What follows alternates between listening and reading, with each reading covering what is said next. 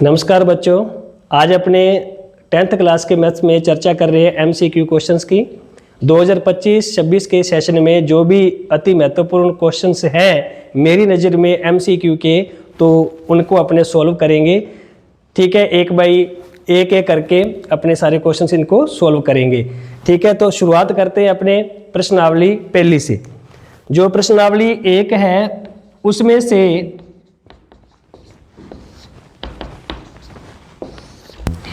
तीन प्रकार के प्रश्न वो पूछ सकता है और आज तक जितने भी क्वेश्चंस उसने पूछे हैं वो इन तीनों प्रकार में से एक एक करके उसने पूछे हैं। ठीक है, तो जो पहला प्रश्न इसके अंदर बन सकता है, ये नहीं कि मैं ये कह रहा हूं कि यही आएगा, इस टाइप का आएगा, डिजिट चेंज हो सकती है। जैसे इसके अंदर जो पहला प्रश्न वो बन सकता है वो किस टाइप का बनेगा, जैसे मैंने लिखा 65 व 117 का HCF ज्ञात कीजिए।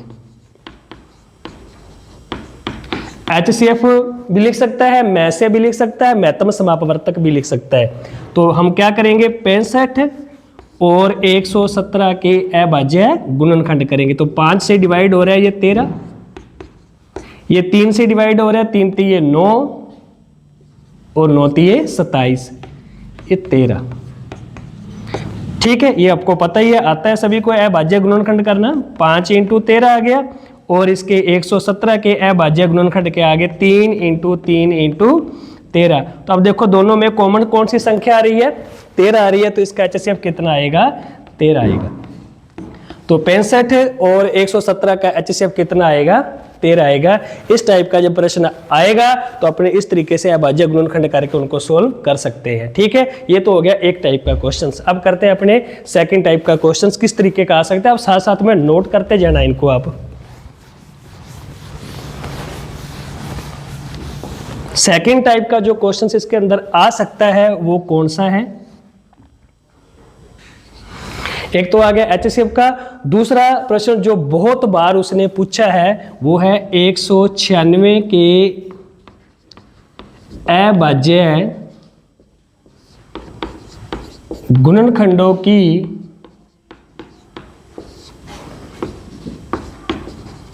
घातों का योग होगा। प्रश्न की जो लैंग्वेज है उसको आपने समझना है। जो इसके प्राइम फैक्टर हो गए उनकी जो घात है, पावर है, उनका सम कितना होगा वो अपने फाइंड करना है, वो ज्ञात करने। तो 196 के हमने अभाज्य गुणनखंड कर दिए, 2 से डिवाइड हो रहा है 98 आ गया, फिर 2 का भाग दिया 49, 7 1। तो 196 के अभाज्य गुणनखंड के आगे 2 × 2 × 7 × 7। अब 2 की घात कितनी आ गई, 2, 7 की घात कितनी आ गई, 2। अब उसने क्या पूछा है, घातों का योग पूछा है, तो घातों का योग कर देंगे, 2 + 2 बराबर कितना आ जाएगा, 4। घातों का योग कितना आ गया, 4। घातों का गुणनफल कहेगा तो 2 का 2 से गुणा कर देंगे। घातों का अंतर पूछ रहा है तो 2 में से 2 घटा देंगे, कितना आ जाएगा, 0 आ जाएगा। तो किसी भी प्रकार का वो प्रश्न इसमें से पूछ सकता है, लेकिन ज्यादातर यही पूछता है कि घातों का योग कितना होगा। एक बार 196 वाला पूछा हुआ है और एक बार परीक्षा में 400 के अभाज्य गुणनखंडों की घातों का योग पूछा हुआ है। तो ये प्रश्न बहुत बार आ चुका है और आगे भी आने के चांसेस है। तो ये 2 प्रकार के प्रश्न आ गए, पहला HCF, दूसरा 196 के अभाज्य गुणनखंडों की घातों का योग क्या होगा। ठीक है, अब देखो आप थर्ड टाइप का क्वेश्चंस। तीसरा जो क्वेश्चन इसके अंदर बन सकता है वो ये है कि निम्न में से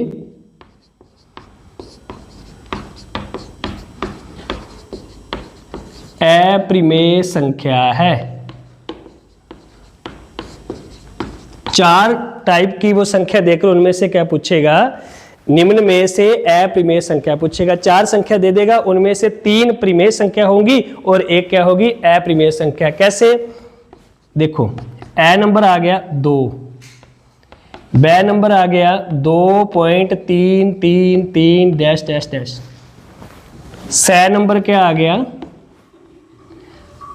3.14 और D नंबर क्या आ गया 2.145769 डैश डैश डैश।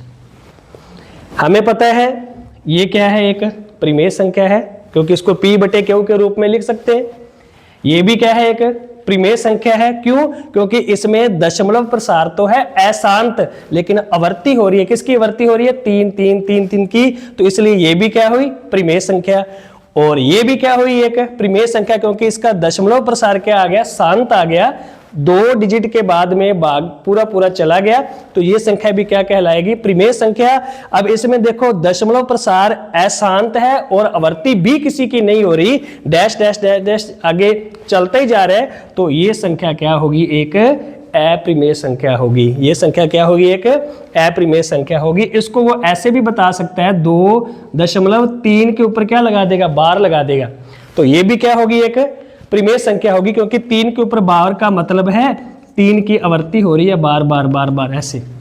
ठीक है, तो ये भी परिमेय संख्या है, ये भी परिमेय संख्या है, ये भी परिमेय संख्या है, और ये क्या होगी, अप्रिमेय संख्या होगी। ये अपनी बुक में क्वेश्चन नहीं है, लेकिन इसमें से वो क्वेश्चन पूछता जरूर है, निम्न में से अप्रिमेय संख्या है। ठीक है, तो ये पहली प्रश्नावली में अगर क्वेश्चन आया तो इसी टाइप का आएगा, या तो एच से पूछेगा, या घातों का योग पूछेगा, या फिर अप्रिमेय संख्या पूछेगा। ठीक है, अब अपने करते हैं प्रश्नावली सेकंड।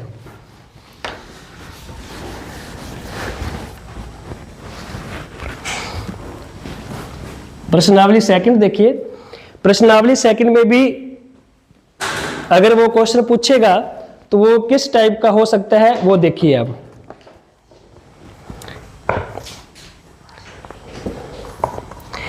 एक तो इसमें से जो क्वेश्चन बनता है वो ये है, 3 अपने कर ली, ये चौथा क्वेश्चन देखिए। एक तो वो क्वेश्चन देगा x की स्क्वायर माइनस 2x माइनस 8 के शून्यक है।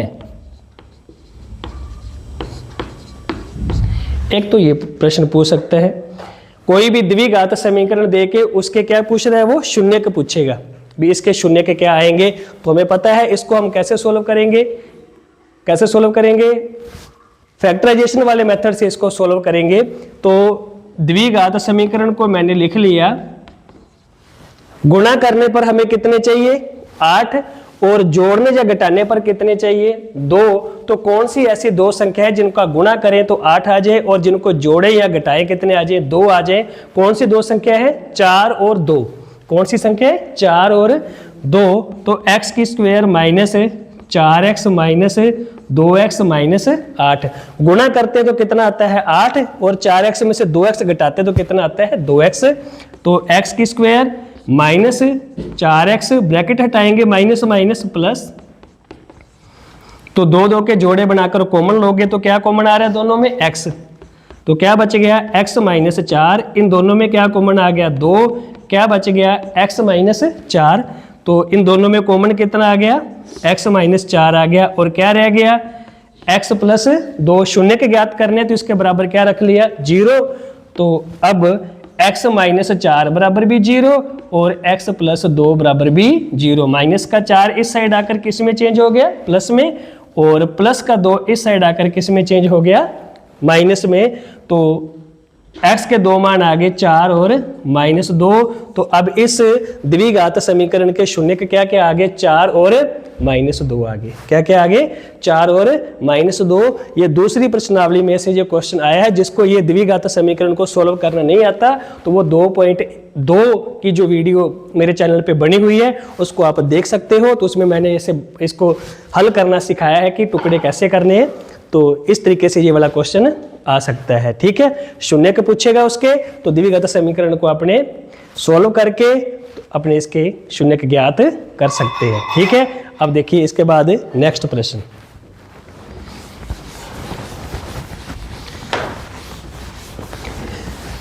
जो 5वां क्वेश्चन है वो कैसे बढ़ सकता है, इसके बाद यदि द्विघात समीकरण नहीं, यदि बहुपद के 2 शून्यक, इसमें से मिस्टेक होती है इस क्वेश्चन में, यदि बहुपद के 2 शून्यक 5 व 3 है तो द्विघात बहुपद ज्ञात कीजिए।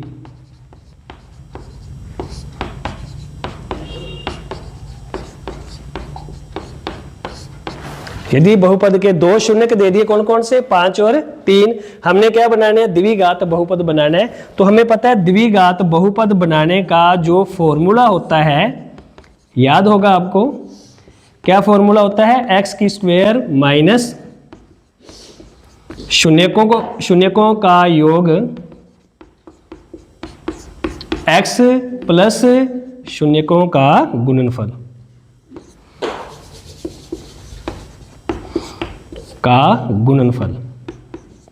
ये फॉर्मूला होता है। लेकिन अपने पास योग और गुणनफल नहीं आया, अपने पास क्या आए, दो शून्य का आए, कौन कौन से, 5 और 3।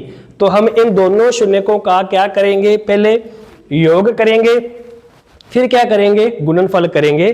तो शून्यकों का योग करोगे आप, पहले योग क्या आ गया, 5 व 3 का योग कितना आ गया, 8, और गुणा करेंगे तो गुणा कितना आएगा, 5 × 3 कितना आएगा, 15। अभी 8 और 15 आ गया अपने पास, योग और गुणनफल अब इस फॉर्मूले में पुट कर दीजिए।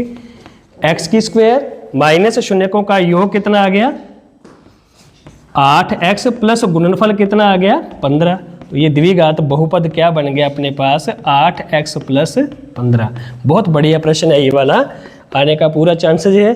तो x square minus 8x plus 15, ठीक है। शून्य के दे दिए 5 और 3, तो इन दोनों शून्यकों का क्या करोगे आप, योग करोगे पहले, फिर क्या करोगे, इन दोनों का गुणनफल। योग और गुणनफल आ गया, अब इस फॉर्मूले के अंदर आप इसको पुट कर सकते हो। योग कितना आ गया अपने पास 8, एक्स वैसे का वैसे ही, शून्यकों का गुणनफल कितना आ गया 15। तो द्विघात बहुपद क्या बन गया आपके पास, एक्स की स्क्वायर माइनस 8x प्लस 15 बन गया, ठीक है। ये क्या है, द्विघात बहुपद, ठीक है। अब अपने करते हैं नेक्स्ट क्वेश्चन।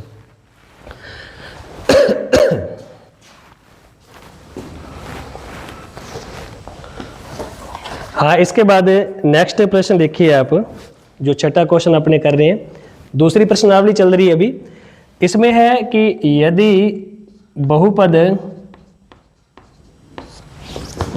2x की square plus x plus k का एक शून्यक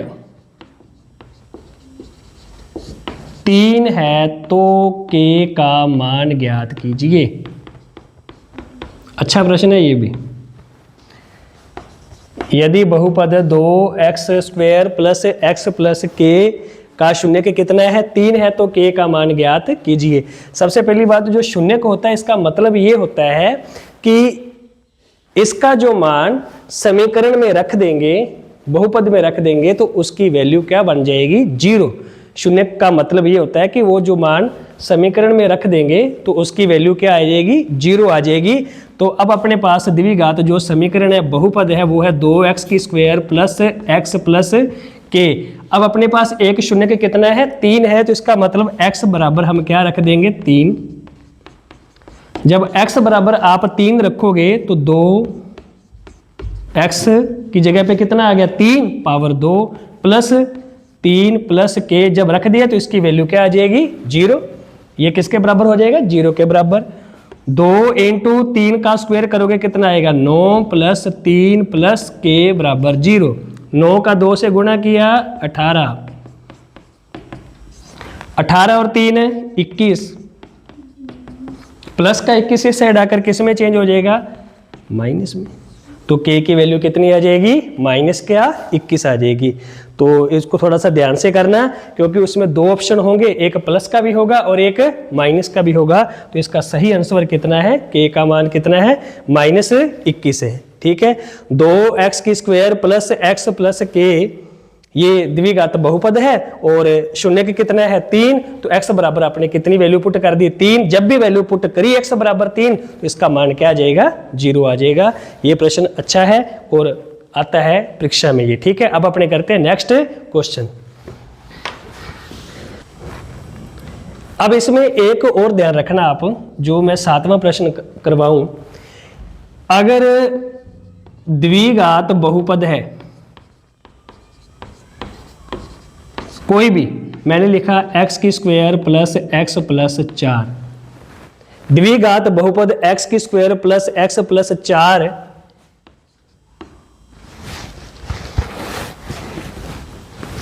की घात है।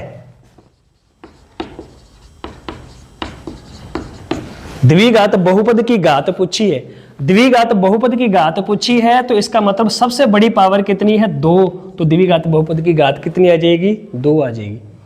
ठीक है, अगर यहां पे होता है एक्स की क्यूब प्लस एक्स की स्क्वायर प्लस एक्स प्लस 3, अब इसकी घात कितनी होगी 3 होगी। ठीक है, कोई भी बहुपद है उसमें जो सबसे बड़ी पावर होती है वो उस बहुपद की घात होती है। तो सबसे बड़ी पावर इसके अंदर कितनी है 3, तो इस बहुपद की सबसे बड़ी पावर 3 है, तो इसकी घात कितनी होगी 3। इसमें सबसे बड़ी पावर कितनी है 2, तो इसकी घात कितनी होगी 2 होगी। ये भी आप नोट कर लेना। ठीक है, अब इसके बाद अगर उसने इस प्रश्न को समीकरण ना बना के एक और तरीके से दे दिया कि एक बहुपद है, इससे बाहर प्रश्न नहीं जाएगा, ये गारंटी है जितने भी मैं करवा रहा हूं। 3 माइनस एक्स बहुपद है, 3 माइनस एक्स और एक्स माइनस 4 की घात है। अब इसकी घात पूछे, अब अपने कैसे करें इसको, ना तो द्विघात बहुपद है ना ये त्रिघाती है, तो सबसे पहले क्या करेंगे इसको सोल्व करना पड़ेगा। 3 माइनस एक्स, बीच में साइन किसका है गुणा का, एक्स माइनस 4, तो इसको कैसे सोल्व करेंगे 3 का गुणा करेंगे किससे एक्स माइनस 4 से, माइनस एक्स का गुणा करेंगे किससे एक्स माइनस 4 से, 3 का एक्स से गुणा किया 3x, 3 का 4 से गुणा किया 12, माइनस एक्स का एक्स से गुणा किया माइनस एक्स की स्क्वायर, माइनस एक्स का माइनस 4 से गुणा किया प्लस 4x। अब देखो सबसे बड़ी पावर कितनी दिखाई दे रही है अपने को 2, आगे इसको सोल्व करने की जरूरत नहीं है क्योंकि अपने सिर्फ घात पूछी है, घात बतानी है, तो सबसे बड़ी पावर कितनी दिखाई दे रही है इसके अंदर 2, तो इसकी घात कितनी होगी 2, तो इसका सही आंसर कितना होगा 2 होगा। ठीक है, तो कोई भी बहुपद देके उसकी घात पूछेगा तो जो सबसे बड़ी पावर होगी वही उस बहुपद की क्या होगी घात होगी, तो इसकी घात कितनी आ गई 2 आ गई। ठीक है,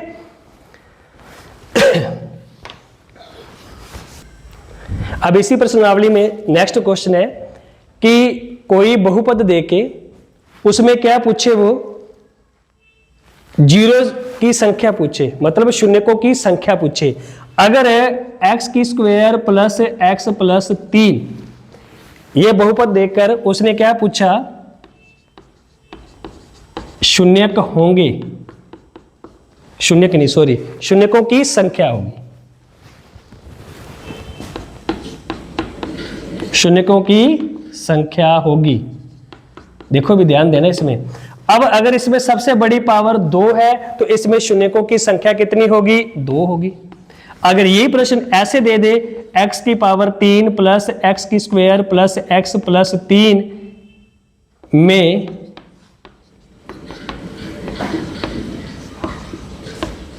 शून्यकों की संख्या होगी, अब इसमें सबसे बड़ी पावर कितनी है 3, तो इसमें शून्यकों की संख्या कितनी होगी 3 होगी। ठीक है, देखो क्वेश्चन की थोड़ी सी लैंग्वेज चेंज करता है, वो शून्यकों की संख्या पूछी तो सबसे बड़ी पावर कितनी है 2, तो शून्यकों की संख्या कितनी होगी 2। अगर इसकी घात पूछी तो घात में भी सबसे बड़ी पावर कितनी है 2, तो घात भी कितनी आएगी 2 आएगी। और इसमें शून्यकों की संख्या पूछी तो सबसे बड़ी पावर कितनी है 3, तो शून्यकों की संख्या कितनी आ जाएगी 3। और इसमें सबसे बड़ी पावर 3 है तो इसकी घात भी कितनी आएगी 3 आएगी। ठीक है, घात पूछे या शून्यकों की संख्या पूछे तो एक ही क्वेश्चन एक ही आंसर आता है। तो इनमें बदल बदल के ये प्रश्न पूछ लेता है वो, कई बार या तो घात पूछता है या शून्यकों की संख्या पूछता है। ठीक है, तो दूसरी प्रश्नावली में इतने ही टाइप के क्वेश्चन बनते हैं। अब अपने करते हैं एक्सरसाइज 3। हिलाना। अब देखो इसके अंदर तीसरी प्रश्नावली अपने जब करें तो इसमें जो 10वां प्रश्न है, 10वां या 11वां जितना भी होगा आप देख लेना। ये मेरे पास 2024 का भी एक पेपर है कि यदि पहली संख्या, अच्छा सवाल था ये वाला, पहली संख्या x का, ये बना के देता है वो प्रश्न इसमें से, यदि पहली संख्या x का दुगुना दूसरी संख्या y के 7 गुणे से 5 कम है तो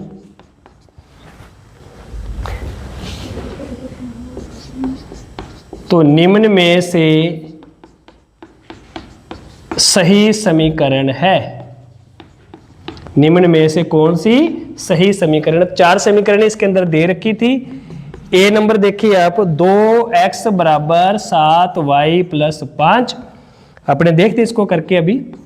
5x बराबर 7y प्लस 2।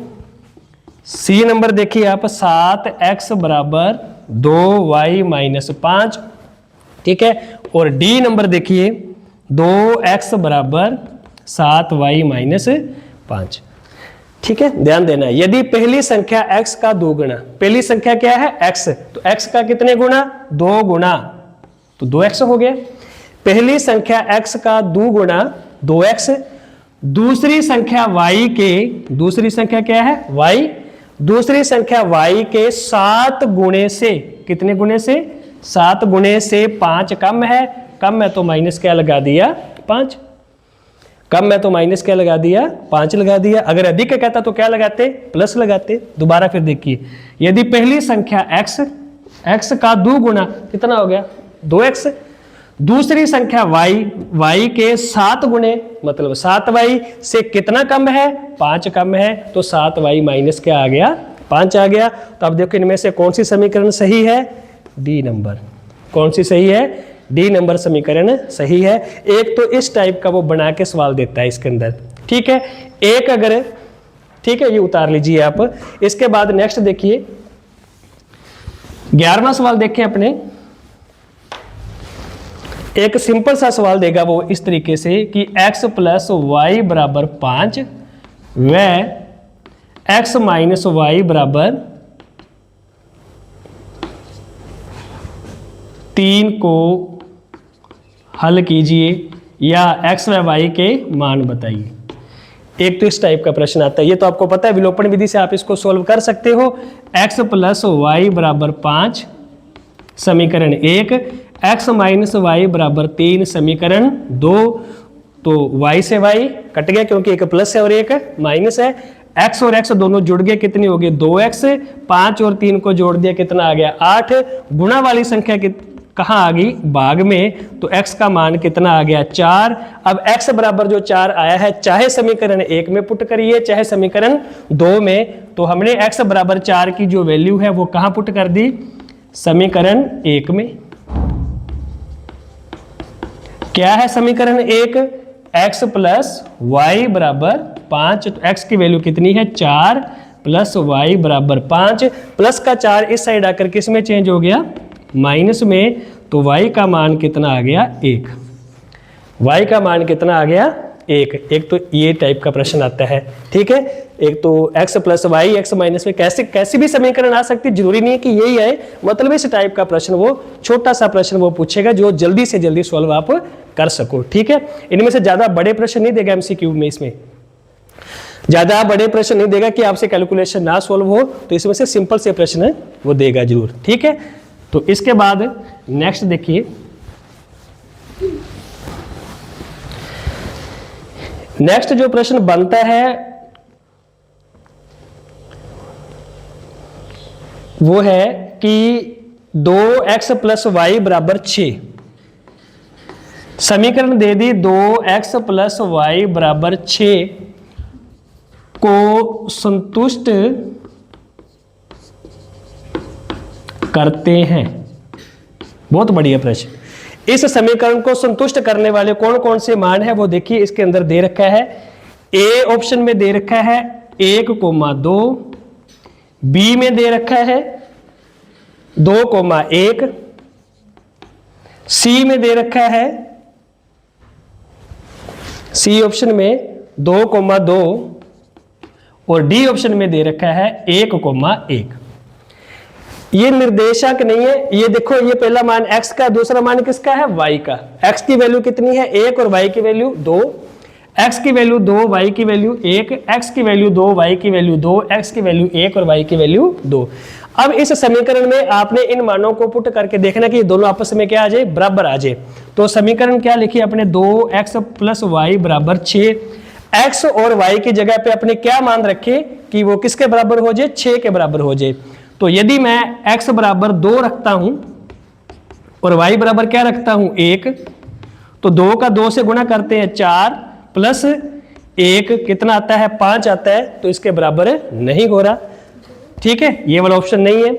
अब अगर ऑप्शन सी देखते हैं, x बराबर क्या वैल्यू पुट कर रहे हैं अपने, 2 × 2 प्लस y बराबर भी 2, 2 का 2 से गुणा किया 4 प्लस 2 बराबर, तो इसको संतुष्ट करने वाला कौन सा मान है, 2 और 2।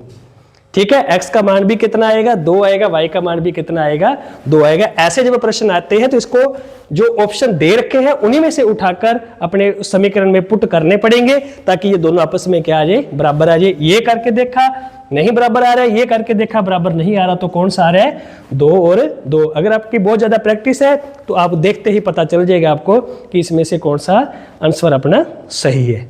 ठीक है, इसके बाद जो आपकी बुक में प्रश्न नहीं है वो देखिए आप, अति महत्वपूर्ण प्रश्न है वो। इसके बाद 13वां सवाल, 13 जो क्वेश्चन है वो देखिए आप। 2 समीकरणें दे दी, 3x + y बराबर 1, 3x + y बराबर 1, और दूसरी 2k - x, 2k - 1x plus y बराबर 2k + 1। दिखने में मुश्किल लग रही है समीकरण, लेकिन सवाल को आप करोगे तो बिल्कुल आसान सवाल है। एमसीक्यू में, एमसीक्यू क्वेश्चंस में मैं बार बार आपको यही बता रहा हूँ, वो ज़्यादा मुश्किल सवाल नहीं देगा। अगर 30 सेकंड से ज़्यादा आपको टाइम लग रहा है तो इसका मतलब आपका करने का तरीका गलत है। इस टाइप के वो क्वेश्चन देगा, 18 प्रश्न देगा, उसको भी पता है कि बच्चा सोल्व नहीं कर पाएगा। ज़्यादा बड़े प्रश्न देंगे क्योंकि जो आपको पता है प्रश्नों की संख्या वो बहुत ज़्यादा है। 18 एमसीक्यू के क्वेश्चन है, उसके बाद 6 फिल इन द ब्लैंक्स है, उसके बाद फिर 12 प्रश्न शॉर्ट आंसर टाइप क्वेश्चन है। तो इनमें क्या करेगा, वो सिंपल क्वेश्चन देगा जो आसानी से सोल्व हो सके। ठीक है, तो इसमें डरना नहीं है, उसको थोड़ा सा सोच के करने। 2 समीकरणें दे दी और इसमें उसने पूछा है के किस मान के लिए, के किस मान के लिए समीकरण युग्म का कोई हल नहीं है,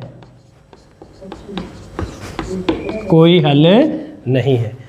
ठीक है, अब कोई हल नहीं है तो इसके बारे में आपको कंडीशन पता होनी चाहिए। कौन सी कंडीशन है कि a1/a2 जब बराबर होता है b1/b2 बराबर होता है c1/c2, ये फर्स्ट कंडीशन है। सेकंड कंडीशन क्या होती है, a1/a2 बराबर होता है b1/b2 के, लेकिन बराबर नहीं होता c1/c2 के। और थर्ड कंडीशन क्या है इसकी, a1/a2 बराबर होता है बराबर नहीं होता b1/b2 के और बराबर नहीं होता c1/c2 के। तो ये कंडीशन आपको याद करनी पड़ेगी। जब तीनों मान बराबर होते हैं तो अपने क्या लिखेंगे, अनेक हल है। हल क्या होते हैं उसके, अनेक हल। जब 2 मान बराबर होते हैं, तीसरा बराबर नहीं होता तो कोई हल नहीं। ये नोट कर लेना भी, ये आता है प्रश्न हर बार। और जब तीनों मान बराबर नहीं है तो क्या आएगा, अद्वितीय हल, यूनिक सॉल्यूशन आएगा इसका। क्या आएगा, अद्वितीय हल। ध्यान रखना ये, जब तीनों मान बराबर है अनेक हल, जब 2 मान बराबर है तीसरा बराबर नहीं है तो कोई हल नहीं है, और जब तीनों मान बराबर नहीं है तो उसका क्या आएगा, अद्वितीय हल आएगा। ठीक है, तो अब उसने क्या पूछा है, कोई हल नहीं है, तो इसका मतलब कौन सी कंडीशन लगेगी, सेकंड लगेगी। तो इन दोनों को मैं इरेज कर देता हूं। ठीक है, अब इसके बाद आपने क्या देखना है, जब भी इस कंडीशन में वैल्यू को पुट करना है तो जो समीकरणें हैं उनका रूप एक जैसा होना चाहिए। उनका रूप एक जैसा होना चाहिए। रूप का मतलब कि x और y एक साइड है, बराबर में जो भी अचर राशि है c की वैल्यू है वो एक साइड है।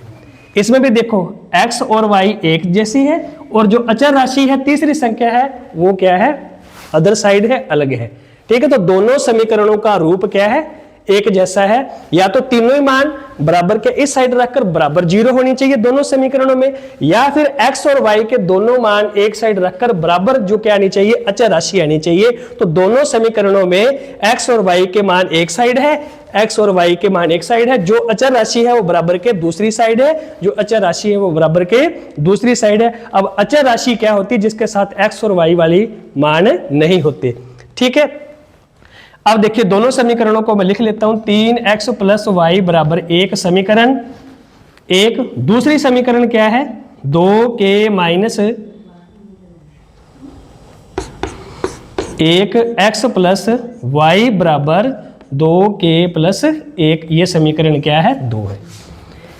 उसने क्या कहा, समीकरण युग्म का कोई हल नहीं है। ये तो मैं तो बता रहा हूं इसलिए मेरे को टाइम ज्यादा लग रहा है, जब आप इसको करोगे तो आपको 30 सेकंड से ज्यादा समय नहीं लगेगा। तो अब देखो a1/a2 बराबर होता है किसके, b1/b2 के, लेकिन बराबर नहीं होता c1/c2 के। कब, जब समीकरण युग्म का कोई हल नहीं है।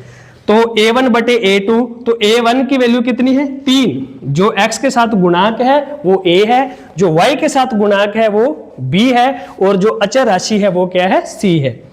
ठीक है, मैं ये देख लूं थोड़ा सा समीकरण ने कहीं गलत तो नहीं लिख दी, नहीं सही है। तो a1/a2 की वैल्यू कितनी आएगी, 3, और a2 की वैल्यू कितनी आएगी, x के साथ पूरा जो गुणांक है 2k - 1 बराबर b1 की वैल्यू कितनी आएगी, देखो y के साथ गुणांक कितना है, 1, तो b1 की वैल्यू कितनी आएगी, 1, और b2 की वैल्यू b कितनी आएगी, 1 आएगी। प्लस है तो प्लस वाली वैल्यू लिखनी है, माइनस है तो माइनस वाली। c1 की वैल्यू कितनी आएगी, 1, और c2 की वैल्यू कितनी आएगी, 2k + 1। अब देखो ये दो मान तो बराबर है, लेकिन तीसरा मान बराबर नहीं है, तो हम इन दोनों मानों को बराबर रख लेंगे, इसको इग्नोर कर देंगे।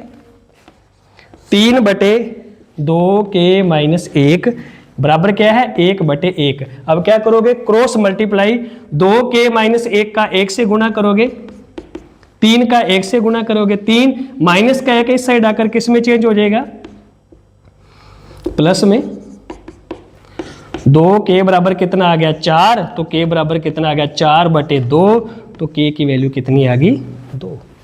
k की वैल्यू कितनी आ गई, 2। उम्मीद है आपको समझ में आया होगा।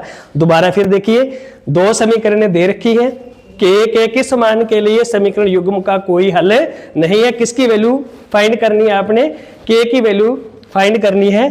तो दोनों समीकरणों को मैंने लिख लिया, समीकरण 1 और समीकरण नंबर 2। तो हमें पता है जब कोई हल नहीं है तो उसके लिए कंडीशन क्या होती है, a1/a2 b1/b2 बराबर होता है, लेकिन बराबर नहीं होता c1/c2 के। a1/a2 में 3/2k - 1 आ गया, क्योंकि x के साथ जो गुणांक है वो a है, और y के साथ जो गुणांक है वो b है। तो पहली समीकरण के मान क्या आएंगे, a1 b1 c1। दूसरी समीकरण के मान क्या आएंगे, a2 b2 और c2। ठीक है, पहली समीकरण के मान 1, दूसरी समीकरण के मान 2, a1 b1 c1, और दूसरी के a2 b2 c2। ठीक है, तो a1 की वैल्यू कितनी आ गई, 3, a2 की वैल्यू 2k - 1, b1 की वैल्यू कितनी आ गई, y के साथ गुणांक 1 है, और b2 की वैल्यू b कितनी है, y के साथ गुणांक 1 है। लेकिन इसमें ये ध्यान रखना, कई बार यहाँ पे साइन वो माइनस का दे देता है, साइन किसका दे देता है, वो माइनस का। अगर माइनस का साइन देगा तो फिर वहां पे माइनस का आएगा, वैल्यू माइनस की आएगी। अगर प्लस का साइन है तो वैल्यू किसकी आएगी, प्लस की आएगी। ठीक है, तो ये दोनों मान तो बराबर है, लेकिन ये तीसरा मान बराबर नहीं है, तो इसको आपने इग्नोर कर दिया। इन दोनों मानों को अपने बराबर रख लिया, क्रॉस मल्टीप्लाई किया, तो 2k - 1 बराबर क्या आ गया, 3, माइनस का 1 इस साइड आकर किस में चेंज हो गया, प्लस में, और गुणा वाली संख्या कहां चलेगी, भाग में। तो 4 को 2 का भाग दिया तो k की वैल्यू कितनी आ गई, 2 आ गई। ठीक है, ये प्रश्न बहुत बार पूछा गया इस टाइप का, देखने में क्वेश्चन लग रहा है कि मुश्किल है, लेकिन इसको अगर अपने सॉल्व करेंगे, थोड़ा सा समझ के करेंगे, तो अपने आसानी से सवाल हल कर सकते हैं। ठीक है, आज अपने 3 प्रश्नावलियों के जो MCQ के प्रश्न किए हैं। नेक्स्ट अपने चौथी प्रश्नावली से स्टार्ट करेंगे। तो अगर आपको ये वीडियो अच्छी लगी तो आप एक लाइक का बटन जरूर दबा दिया करो, इससे मोटिवेशन मिलता रहता है। और चैनल को सब्सक्राइब अभी तक नहीं किया तो सब्सक्राइब जरूर करिए, ताकि आपको अच्छी से अच्छी प्रकार की वीडियो मिलती रहे। ठीक है, धन्यवाद।